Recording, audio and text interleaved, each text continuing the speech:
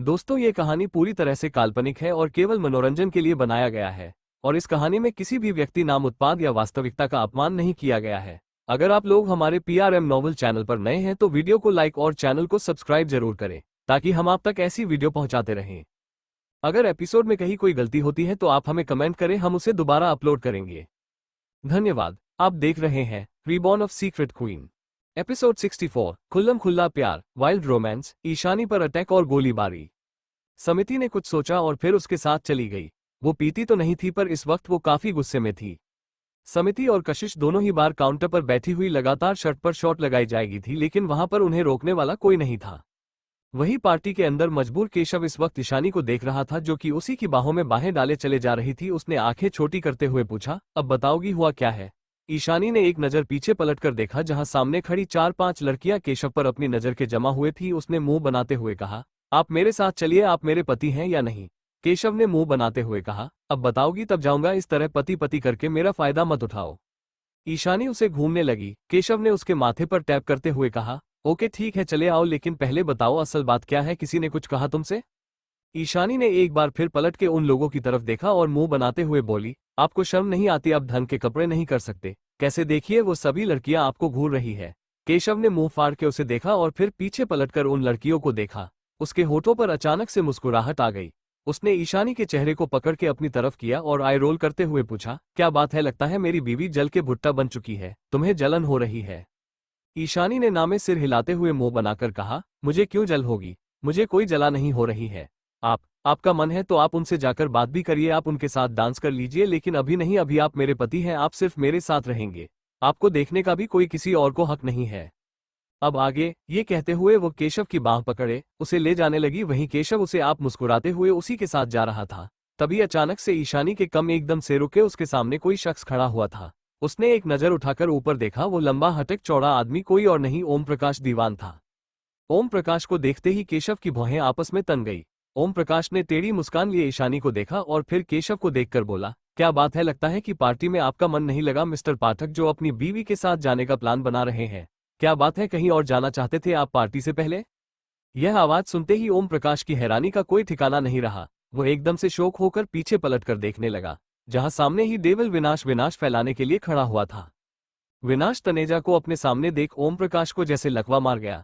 उसके पैर सुन्न पड़ चुके थे। उसने तुरंत 2-3 कदम अपने पीछे खींचे। वो अपने आप में बड़बड़ाते हुए बोला, शिट, मैं यहाँ कैसे है? मुझे तो कहा गया था कि इस पार्टी में विनाश को इनविटेशन नहीं है, तो इसकी हिम्मत कैसे बिना इनविटेशन के किसी पार्टी में आने की? नहीं, लगता है कि मेरे खिलाफ किसी ने खेल खेला है। यह इस पार्टी में नहीं होना चाहिए था। ये तो मेरा पूरा प्लान पर बर्बाद कर देगा यह इंसान। वो गुस्से में विनाश को घूरने लगा। वही पार्टी हॉल से कुछ ही दूरी पर एक बिल्डिंग के टेरेस पर एक हुडी पहने आदमी अपने हाथ में स्नाइपर लिए इंटर हुआ। उसने टेरेस पर अपनी स्नाइपर लोड की और निशान सीधा उस पार्टी के में हाल की तरफ किया। वो अपने निशाने को एक तरफ देखने लगा, जिसे देख उसके होठों पर स्माइल आ गई। उसके निशानी पर सामने ही ईशानी थी, जो कि इस वक्त केशव के साथ डांस कर रही थी।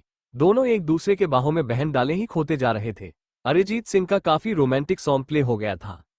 वही सामने ही शक्ति के पास खाली मोनी गुस्से में अपने हाथों की मुठियां भींचे सामने स्टेज पर घूर रही थी, जहां स्टेज पर शासिका अपने ही एक क्लासमेट राहुल के साथ डांस कर रही थी, जो कि उसका बचपन का दोस्त था। राहुल को देख मोनी की आंखें छोटी होती जा रही थी। उसने गुस्से में दांत पीसते हुए कहा, ये लड़की कितनी बड़ी बेवकूफ है, ये किसी और के साथ डांस कैसे कर सकती है? उसने गुस्से में अपने पैर पटक के अपने कदम स्टेज की तरफ बढ़ाए, लेकिन तभी ईशान ने एकदम से उसके पास आते हुए कहा, क्या बात है, तुम इस तरह गुस्से में क्यों हो? तुम कोई कपल नहीं हो जो स्टेज पर जाकर डांस करने के लिए जा रही हो। वहां कपल डांस चल रहा है। मोनी चलो हमारे साथ चलो, हमने अपनी अलग महफिल से जमाई हुई है सिंगल लोगों की। ये कहते हुए उसने मोनी का हाथ पकड़ा और जबरदस्ती अपने साथ ले गया। मोनी ने जाते जाते एक नजर पलटकर शिशिका को देखा, जो कि अभी भी राहुल के साथ ही डांस करने में लगे भी थी। ये देख उसे और ज्यादा चिढ़ मचने लगी। वही समिति और कशिश दोनों ही नशे में टुल हो चुकी थी, लेकिन दोनों में से कोई वाइन के ग्लास को छोड़ने को तैयार नहीं था। दोनों लगातार वाइन पीती जा रही थी। वही जगदीप और आदित्य दोनों परेशान होकर उन दोनों की तलाश में लगे हुए थे।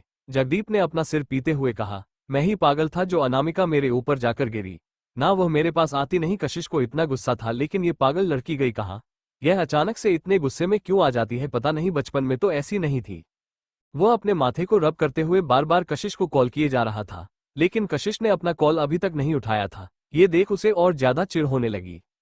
वही उस शार्पशूटर के निशाने पर इस वक्त ईशानी थी। वही केशव जो कि ईशानी के साथ डांस कर रहा था, उसने अपने आसपास देखा, वहां पर ओम प्रकाश नहीं था। ये देख उसकी आंखें छोटी हो गई। वही सामने सोफे पर बैठा ओम प्रकाश केशव और ईशानी को डांस करते हुए देख रहा था।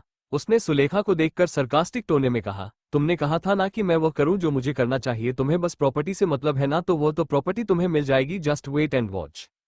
सुलेखा कंफ्यूजन में उसे देखने लगी और फिर सामने डांस कर रही ईशानी और केशव को। उसे ईशानी और केशव को एक साथ देख गुस्सा आ रहा था, लेकिन वह जानती थी कि अगर ओम प्रकाश ने कुछ कहा है तो उसने जरूर कुछ ना कुछ तो किया ही होगा। वहीं विनाश अपनी ठंडी निगाहों से पार्टी में घूमता जा रहा था। वो किसी को ढूंढ रहा था, लेकिन पार्टी में वो इंसान नहीं मिला था। लेकिन तभी सामने बिल्डिंग के ऊपर जो शार्पशूटर ईशानी के ऊपर स्नाइपर पॉइंट के हुए था, अचानक से उस टेरेस पर लगातार 7-8 गोलियां चलने की आवाज गूंज उठी। आवाज गूंजने के साथ ही वहां पर शांति पसर गई, लेकिन सामने डांस कर रही ईशानी बिल्कुल ठीक थी। ओम प्रकाश ने अपनी घड़ी में टाइम देखा, जहां 10 सेकंड का काउंटडाउन खत्म हो चुका था, लेकिन अभी तक ईशानी को कुछ नहीं हुआ। वो शॉक्ड होकर ईशानी को देखने लगा और फिर उसने एक नजर विंडो की तरफ देखा। उसने अपने माथे को रब करते हुए गुस्से में कहा, ये बेवकूफ कुछ कर क्यों नहीं रहा। उसने अपने हाथों की मुठ्ठियां भींच ली। वो काफी ज्यादा पैनिक करने लगा।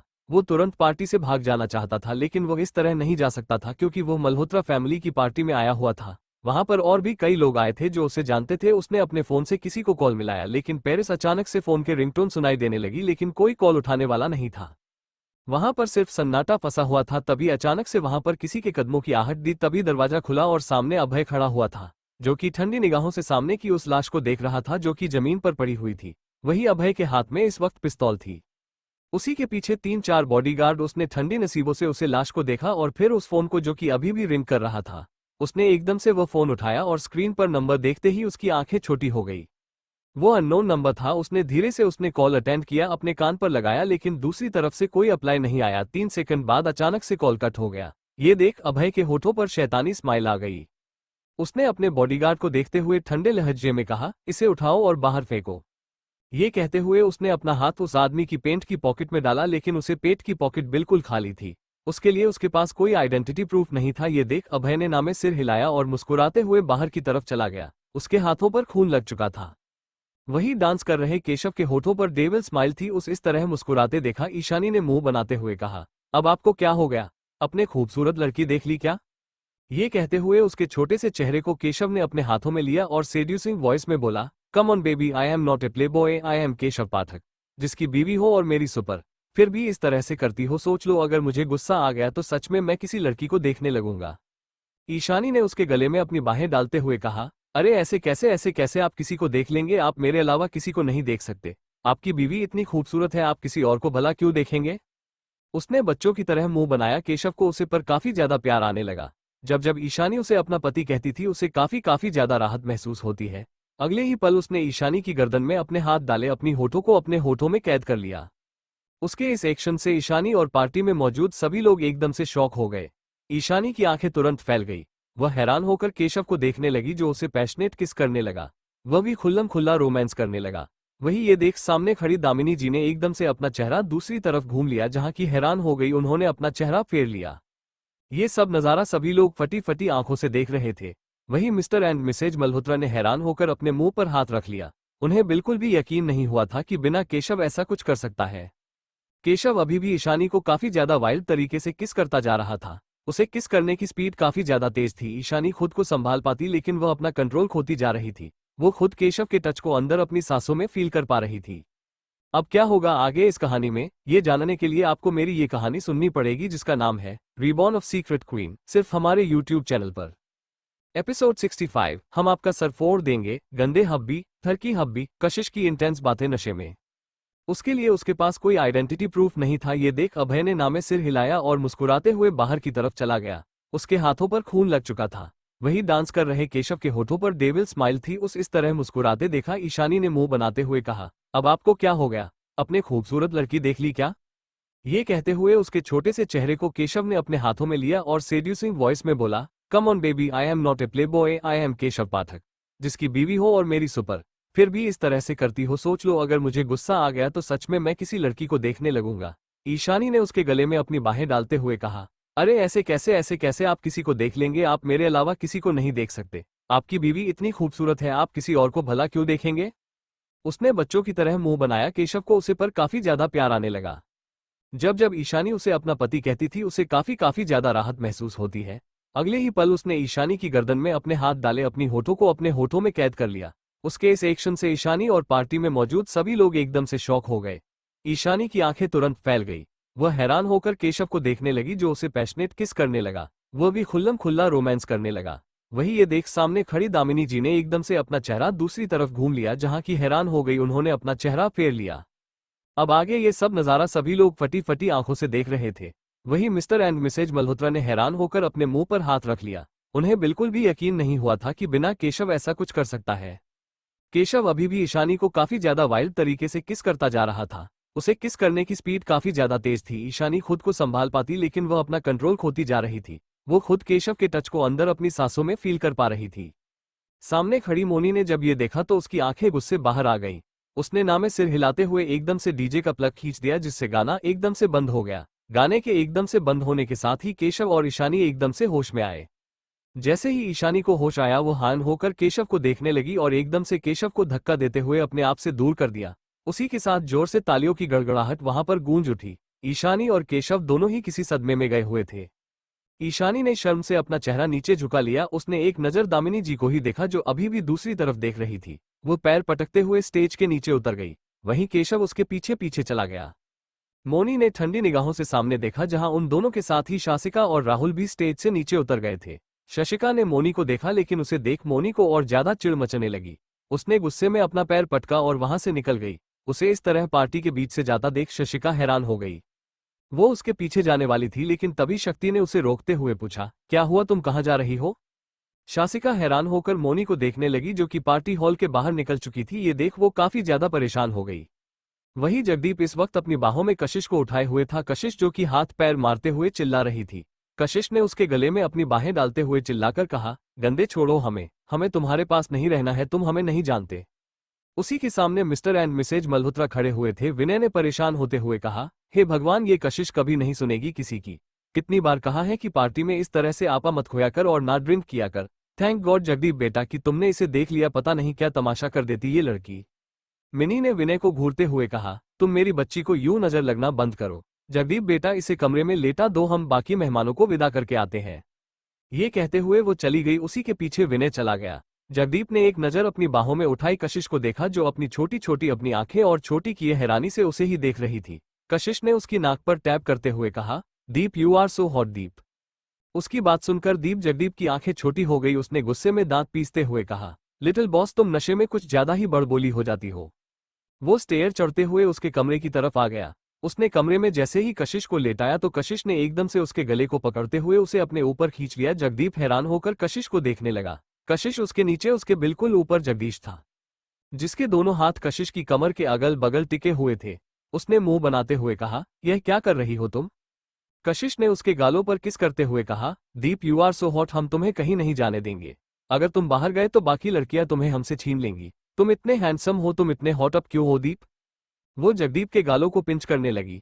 जगदीप ने चिढ़ते हुए कहा, बस करो, नशे में होने का यह मतलब नहीं है कि तुम कुछ भी करती जाओगी और मैं बर्दाश्त करूंगा। बदतमीजी की लिमिट होती है। ये कहते हुए वो उठने का हुआ, लेकिन अगले ही पल वो फिर से गिर गया।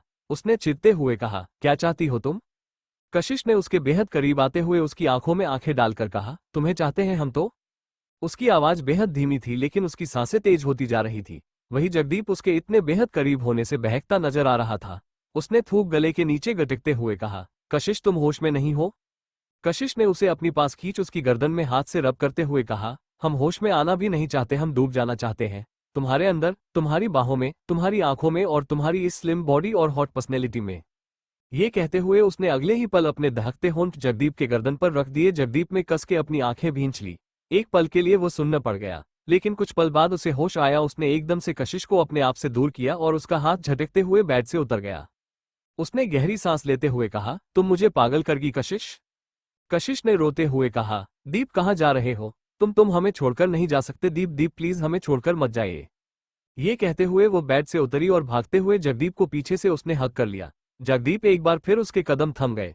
उसने गहरी सांस लेते हुए कहा, कशिश प्लीज तुम मुझे इस तरह ब्लैकमेल नहीं कर सकती हो। कशिश ने उसके कंधे पर अपने होंठ रखते हुए कहा, लेकिन हम ब्लैकमेल कहाँ कर रहे हैं, हम तो बस आपसे प्यार कर रहे हैं ना, क्या आप हमसे प्यार नहीं करते? आप बचपन में तो हमें बहुत प्यार करते थे, इतना साया। ये कहते हुए उसने अपने दोनों हाथ फैलाए। जगदीप ने एक नज़र उसके मासूम फेस को देखा। कशिश के छोटी छोटी आंखों में बड़े बड़े आंसू टपक रहे थे। उसने उसके आंसुओं को साफ करते हुए उसके माथे से अपने माथे टिकाते हुए धीरे से कहा, लेकिन अब हम बड़े हो चुके हैं और तुम मुझसे बहुत छोटी हो। मैं तुम्हें डिजर्व नहीं करता। तुम बहुत अच्छी हो और मेरे बहुत दुश्मन है। मैं तुम्हें अपने करीब आने नहीं दे सकता। आई एम सॉरी बच्चा। उसकी बात सुनकर कशिश की आंखों से लगातार आंसू बहने लगे। उसने लगातार उसके सीने पर मुक्के मारते हुए कहा, नहीं नहीं नहीं, तुम हमें छोड़कर नहीं जा सकते। तुमसे हमारे हो, हम तुम्हें कहीं नहीं जाने देंगे। तुम हमारे हो, हमारे हो। वो लगता उसके सीने पर मारती जा रही थी। जगदीप ने अगले ही पल उसकी बांह को पकड़ते हुए अपने सीने में छुपा लिया। उसके चट्टान जैसे सीने में कशिश किसी छोटे बच्चों की तरह छुपी हुई थी। उसने कस के जगदीप को हक करते हुए कहा, दीप प्लीज हमें छोड़कर मत जाओ ना। उसकी आवाज में पता नहीं कौन सी कशिश, कौन सा बांध था कि जगदीप अपने आप को थोड़ा हिली भी नहीं पाया था। वहीं दूसरी तरफ केशव इस वक्त ड्राइव कर रहा था। उसी के बगल में बैठी ईशानी उसे घूरे जा रही थी। ईशानी ने दांत पीसते हुए कहा, आप कितने बुरे हैं मिस्टर पाठक। आपने कहा था कि आप कोई बदतमीजी नहीं करेंगे मेरे साथ पार्टी में, लेकिन आपने क्या किया पार्टी में इतना? How is possible? आप ये कैसे कर सकते हैं? वहां दादी थी, इतनी सारे मेहमान थे और अपने सबके सामने हमें। ये कहते हुए उसने गुस्से में अपने दांत भींच लिए। केशव ने तेई मुस्कान के साथ कहा, ऐसा मैंने क्या गलत कर दिया? अपनी बीवी को किस ही तो किया है, किसी और लड़की तो नहीं कर लिया। ईशानी ने गुस्से में उसे घूरते हुए कहा, क्या कहा? किसी और लड़की को? तो आप किस और लड़की को किस करके बताइए आप जरा। हम उस लड़की का मुंह तोड़ देंगे और आपके हाथ पैर, ताकि आप चलकर किसी और लड़की के पास ना जा सके।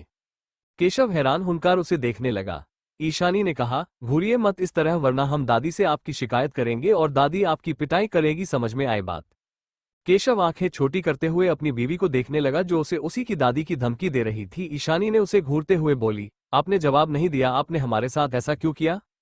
केशव ने सरकास्टिक टोन में कहा, जवाब तो क्या कर दिया? मुझे तुम्हें किस करना था? तुम्हारे यह कश्मीर सेब जैसे लाल होंठ मुझे चखने थे। यू नो तुम्हारे होंठ इतनी सेक्सी है कि मैं अपने आप पर कंट्रोल नहीं कर पाया। बेबी क्या तुम्हें अच्छा नहीं लगा मेरा किस करना? ईशानी ने उसकी चिकनी चुपड़ी बातों को सुनकर गुस्से में कहा, हम आपकी बातों में नहीं करेंगे। हम जब जब आपकी बातों में आते हैं आप हमेशा हमारा फायदा उठा लेते हैं। गंदे हबीब, आप इस दुनिया के सबसे गंदी बी हो ठरकी कहीं के। ये कहते हुए वो मुंह फुलाकर विंडो के बाहर देखने लगी। वहीं उसकी बात सुनकर केशव ने एकदम से ब्रेक लगाया। ईशानी ने मुंह बनाते हुए कहती, क्या आपको फिर से फायदा उठाना है? केशव ने उसे घूमते हुए कहा, क्या कहा तुमने? मैंने तुम्हारा फायदा उठाया? क्या तुम मेरा फायदा नहीं उठाती हो? उसे दिन मैं सो रहा था, तुमने मुझे की नहीं किया? ईशानी मुंह बनाते हुए कहा, हाँ तो हम आपकी बीवी हैं, हम आपको किस कर सकते हैं, लेकिन आप नहीं कर सकते। उसके बिना लॉजिक की बात सुन केशव की आंखें और ज्यादा छोटी हो गई। वो अपनी बीवी को घूरने लगा। अब क्या होगा आगे इस कहानी में, ये जानने के लिए आपको मेरी ये कहानी सुननी पड़ेगी, जिसका नाम है रीबॉर्न ऑफ सीक्रेट क्वीन, सिर्फ हमारे यूट्यूब चैनल पर। एपिसोड 66, हम अनाथ हैं, सभ्यता का रोना और अभय का गिल्ट, कार एक्सीडेंट। ईशानी ने गुस्से में उसे घूरते हुए कहा, क्या कहा? किसी और लड़की को? तो आप किस और लड़की को किस करके बताइए आप जरा। हम उस लड़की का मुंह तोड़ देंगे और आपके हाथ पैर, ताकि आप चलकर किसी और लड़की के पास ना जा सके। केशव हैरान होकर उसे देखने लगा। ईशानी ने कहा, घूरिए मत इस तरह, वरना हम दादी से आपकी शिकायत करेंगे और दादी आपकी पिटाई करेगी, समझ में आए बात? केशव आंखें छोटी करते हुए अपनी बीवी को देखने लगा, जो उसे उसी की दादी की धमकी दे रही थी। ईशानी ने उसे घूरते हुए बोली, आपने जवाब नहीं दिया, आपने हमारे साथ ऐसा क्यों किया? केशव ने सरकास्टिक टोन में कहा, जवाब तो क्या कर दिया? मुझे तुम्हें किस करना था? तुम्हारे यह कश्मीर सेब जैसे लाल होंठ मुझे चखने थे। यू नो तुम्हारे होंठ इतनी सेक्सी है कि मैं अपने आप पर कंट्रोल नहीं कर पाया। बेबी क्या तुम्हें अच्छा नहीं लगा मेरा किस करना? ईशानी ने उसकी चिकनी चुपड़ी बातों को सुनकर गुस्से में कहा, हम आपकी बातों में नहीं करेंगे। हम जब जब आपकी बातों में आते हैं आप हमेशा हमारा फायदा उठा लेते हैं। गंदे हबीब, आप इस दुनिया के सबसे गंदी बी हो ठरकी कहीं के। अब आगे, ये कहते हुए वो मुंह फुलाकर विंडो के बाहर देखने लगी। वहीं उसकी बात सुनकर केशव ने एकदम से ब्रेक लगाया। ईशानी ने मुंह बनाते हुए कहती, क्या आपको फिर से फायदा उठाना है? केशव ने उसे घूमते हुए कहा, क्या कहा तुमने? मैंने तुम्हारा फायदा उठाया? क्या तुम मेरा फायदा नहीं उठाती हो? उसे दिन मैं सो रहा था, तुमने मुझे की नहीं किया? ईशानी मुंह बनाते हुए कहा, हाँ तो हम आपकी बीवी हैं, हम आपको किस कर सकते हैं, लेकिन आप नहीं कर सकते। उसके बिना लॉजिक की बात सुन केशव की आंखें और ज्यादा छोटी हो गई। वो अपनी बीवी को घूरने लगा। वहीं दूसरी तरफ अभय की कार में अभय बार बार परेशान होकर दामिनी जी को देख रहा था, जो बैक सीट पर बैठी हुई सभ्यता से बात कर रही थी। दामिनी जी ने मुंह बनाते हुए अभय को देखकर कहा, अभय हमारे बात का जवाब दीजिए पहले। अभय ने गहरी सांस लेते हुए कहा, दादी आप कितनी बार मेरा जवाब सुनेगी? मैंने कहा ना, she is not my girlfriend. Damini ji ने सभ्यता के खूबसूरत से चेहरे पर अपना हाथ सहलाते हुए कहा, लेकिन कमी क्या है इस लड़की में? ध्यान से देखिए, यह इतनी खूबसूरत है, क्या आपको ये पसंद नहीं? हमें तो बहुत पसंद आई, हम तुम्हारी मम्मी से बात करेंगे। ये सुनकर अभय मुंह बनाते हुए दामिनी जी को देखने लगा। उसने गुस्से में ड्राइवर को घूरते हुए धीरे से कहा, जल्दी गाड़ी चलाओ, कहीं ऐसा ना हो दादी मेरी शादी करवा दे यही के यहीं पर। अगर मेरी शादी हो गई ना बेटा, मैं तुम्हारी नौकरी खा जाऊंगा। उसकी बात सुनकर ड्राइवर परेशान होते हुए उसे देखने लगा। उसने तुरंत कार की स्पीड तेज की। अभय ने गुस्से में सभ्यता को घूरा, जो कि दामिनी जी के पास ही बैठी हुई उनसे प्यारी प्यारी बातें कर रही थी। उसने गुस्से में मुंह बनाते हुए अपने आप से कहा, ओह गॉड, ये लड़की दादी को अपनी बातों में उलझा रही है। कहीं सच में हमसे शादी करना तो नहीं चाहती? नहीं नहीं, मैं इस मुसीबत को अपने गले नहीं बांधने वाला। मुझे मंदिर का घंटा नहीं बनना, हर कोई आके बजाकर जाता है, और इससे शादी के बाद तो। उसने गुस्से में सभ्यता को देखा। दामिनी जी ने सभ्यता का चेहरा देखो और अभय से कहा, देखो तो ये कितनी मासूम है, प्यारी है, और तुम खड़ूस। हमें तुम्हारी जोड़ी बिल्कुल भी सही नहीं लगती, लेकिन इस लड़की के अलावा तुम्हें कोई और लड़की चाहिए भी नहीं। हम अभी कह रहे हैं अभय, तुम इसे पटाको, ये बहुत खूबसूरत है, तुम्हारे बच्चे बहुत प्यारी प्यारी होंगे। दामिनी जी की बात सुनकर सभ्यता ने चौंकते हुए कहा, लेकिन दादी हमारे बच्चे प्यारे ही होंगे, लेकिन हमारे बच्चे इस इंसान की तरह खड़ूस हो गए तो हम बिल्कुल भी इससे शादी नहीं करेंगे। हमारे बच्चे ऐसे इस जंगली की तरह खड़ूस होंगे, वह भी इसी की तरह हम पर गुस्सा करेंगे, जंगली कहीं का। उसने मुंह बनाते हुए अभय को देखा। वही उसके बात सुनकर अभय का चेहरा काला पड़ गया। वो गुस्से में सभ्यता को घूरा रहा था, जो कि दादी के सामने उसकी इंसल्ट कर रही थी। वो कुछ कहता दामिनी जी ने हंसते हुए कहा, हाँ हाँ बिल्कुल सही कहा, ये है ही ऐसा। यह नहीं, ये तो केशव पर गया है। केशव इससे बड़ा बेवकूफ है। इतनी खूबसूरत बीवी उस मिली है, लेकिन वो अभी भी ऑफिस जाता है। यह नहीं कि अपनी बीवी को लेकर हनीमून पर निकल जाए, लेकिन तुम दोनों की शादी हो गई ना, हमको तुम दोनों के लिए हनीमून का पैकेज बुक करेंगे, और जब वापस आओ तो 2 से 3 होकर आना। ये कहते हुए उन्होंने अपनी उंगलियों पर गिना। दामिनी जी, जो कि बिना बात के उसकी सेक्रेटरी से ही उसकी शादी करवाने पर तुली हुई थी। थोड़ी देर में पाठक पैलेस आ गया। अभय ने राहत की सांस ली। दामिनी जी ने कार से नीचे उतरते हुए ड्राइवर को घूरा। क्या? अभय कंफ्यूज होकर दामिनी जी को देखने लगा। दामिनी जी ने सभ्यता की तरफ इशारा करते हुए कहा, सुनो अभय, हम तुम्हारी दादी जैसे हैं, इसलिए हमारे आदेश भी तुम्हें मनाना पड़ेंगे, और हमारा आदेश है कि तुम हमारी प्यारी बच्ची को अभी के अभी उसके घर छोड़कर आओगे, समझ में आए बात? अभय नहीं कुछ कहना चाह, दामिनी जी ने उसे हाथ के इशारे से रोकते हुए कहा, हम कोई एक्सक्यूज नहीं सुनना चाहते, ये हमारा आखिरी फैसला है। अगर नहीं मानोगे तो हम केशव से कहेंगे तुम्हारे बारे में। केशव का नाम सुनकर अभय एकदम से घबरा गया। उसने ड्राइविंग सीट पर बैठकर कहा, ओके ठीक है, मैं इसे अभी के अभी घर छोड़ देता हूँ। दामिनी जी ने सिर हिलाया और मुस्कुराते हुए सभ्यता को देखकर बोली, बेटा तुम यहाँ पर आते जाते रहना, ये हमारा घर है। तुम्हें जब हमसे मिलने का मन करे यहाँ आ जाना, और हाँ, हमने तुम्हें अपना नंबर दिया है ना, यह इंसान जब भी तुम्हें परेशान करे हमें फोन मिला देना। सभ्यता बस मुस्कुरा दी। दामिनी जी चली गई। उनके अंदर जाते ही अभय ने गुस्से में पलटकर सभ्यता को देखा। सभ्यता उसके ऐसे घूरने से कंफ्यूज होकर उसे देखने लगी। अभय ने दांत पीसते हुए कहा, मैं तुम्हारा नौकर हूं या फिर तुम्हारा ड्राइवर? सीधे से पैसेंजर आकर बैठो। सभ्यता ने मुंह बनाते हुए कहा, कितना ज्यादा खड़ूस इंसान है। कुत्ते की पूंछ सीधी हो सकती है, लेकिन ये इस इंसान की अकड़ नहीं। वो बड़बड़ाते हुए पैसेंजर सीट पर बैठी उसे घूरने लगी। अभय ने स्टार्ट की और वो लोग वहां से निकल गए। अभय ने गुस्से में कहा, यू नो वॉट, मुझे पहले लगा था कि तुम ही ऐसी हो, बट जो तुम्हारी आज की हरकत देखने के बाद जिस तरह से तुमने दादी को अपनी तरफ किया है, मुझे यकीन हो गया है ये तुम्हारी नहीं है, तुम्हारे पूरे खानदान की गलती है, तुम्हारा खानदान ही ऐसा है। सभ्यता ने उसे घूरते हुए कहा, आप होते कौन है ये कहने वाले?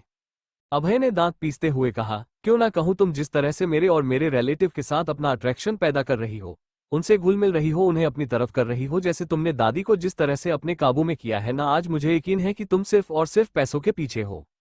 ये कहते हुए वो एकदम से चुप हो गया। उसने कुछ सोचते हुए कहा, यू नो वॉट, इसमें गलती तुम्हारी नहीं है, इसमें गलती तुम्हारे माँ बाप की है। उन्हें तुम्हें समझना चाहिए था कि किससे कैसे बात करनी है। तुम मेरी असिस्टेंट हो, से वही बनकर रहो तो बेहतर है। तुम्हें आते जाते हर इंसान से रिश्ते बनाने की जरूरत नहीं है। क्या तुम राह चलते इंसान से अपने रिश्ते बना लेती हो? क्या तुम्हारे माँ बाप ने यही सिखाया है? उसकी बात सुनकर सभ्यता की आंखों में एकदम से आंसू झलक आए।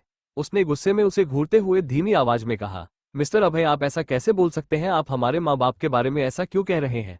अगर गलती हमारी है तो आप हमें सुना सकते हैं। आप चाहे तो हम दादी से बात नहीं करेंगे? अभय ने अपने हाथ जोड़ते हुए कहा, थैंक गॉड तुम्हें मेरी बात समझ में तो आई, लेकिन तुम्हें समझाने से कौन फायदा नहीं है, क्योंकि गलती तुम्हारी नहीं, तुम्हारे माँ बाप की है। मुझे मेरे माँ बाप ने सिखाया है कि किस कितना रिश्ता रखना है, लेकिन तुम आओ देखो ना ताओ, जो इंसान मिले उससे रिश्ता बना लेती हो। उसने गुस्से में उसे घूरते हुए कहा, अब बताओगे तुम्हें कहाँ जाना है? सभ्यता ने कुछ नहीं कहा। वो विंडो के बाहर देखने लगी। उसकी आंखों से लगातार आंसू निकलते जा रहे थे। अभय ने चिढ़ते हुए कहा, मेरी माँ बताओगी कहाँ जाना है? मेरे पास पूरी रात नहीं है तुम्हें घुमाने के लिए।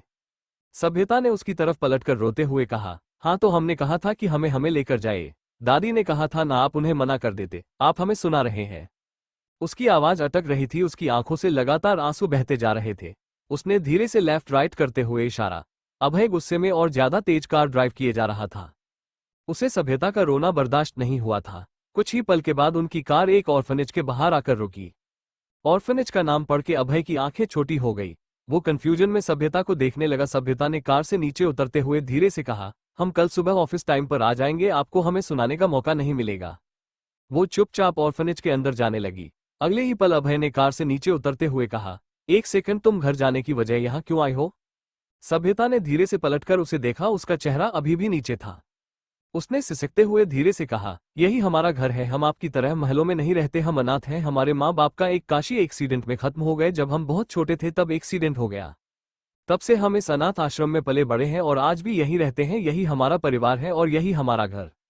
बिल्कुल सही कहा आपने, हम लोगों से रिश्ते बना लेते हैं क्योंकि हमें आदत है। यहाँ जानते हैं कितने लोग हैं, कितने बच्चे हैं यहाँ पर, वो सब हमारे कुछ ना कुछ लगते हैं, इसलिए जो हमें अच्छा लगता है उससे अपना रिश्ता बना लेते हैं। किसी को अपनाने में गलत नहीं है, लेकिन शायद आप हमारी यह बात नहीं समझेंगे क्योंकि आप सिर्फ अपने मतलब के लिए लोगों से रिश्ता रखते हैं। जब आपका मतलब खत्म हो जाता है तो आप उससे रिश्ता तोड़ देते हैं, लेकिन हम ऐसे नहीं है। हमारे माँ बाप ने हमें कुछ नहीं सिखाया क्योंकि सिखाने के लिए उनका जिंदा होना जरूरी था। इसलिए प्लीज हम आपके आगे हाथ जोड़ते हैं, आप आइंदा हमारे माँ बाप को कुछ मत कहिएगा। ये कहते हुए उसने अपने हाथ जोड़े और पलटकर ऑर्फनेज के अंदर चली गई। वही अभय अभी भी किसी बर्फ की तरह वही जमा खड़ा हुआ ऑर्फनेज को देख रहा था। उसने कस के अपनी आंखें भींच ली। उसके हाथों की मुठ्ठियां कस चुकी थी। उसे बार बार उसकी कही बातें याद रही थी जो उसने थोड़ी देर पहले कार में सभ्यता से कही थी। अब क्या होगा आगे इस कहानी में, ये जानने के लिए आपको मेरी ये कहानी पढ़नी पड़ेगी जिसका नाम है रीबॉर्न ऑफ सीक्रेट क्वीन। सिर्फ हमारे यूट्यूब पर चैनल पर आगे के एपिसोड सुनने के लिए आप हमें कमेंट कर सकते हैं।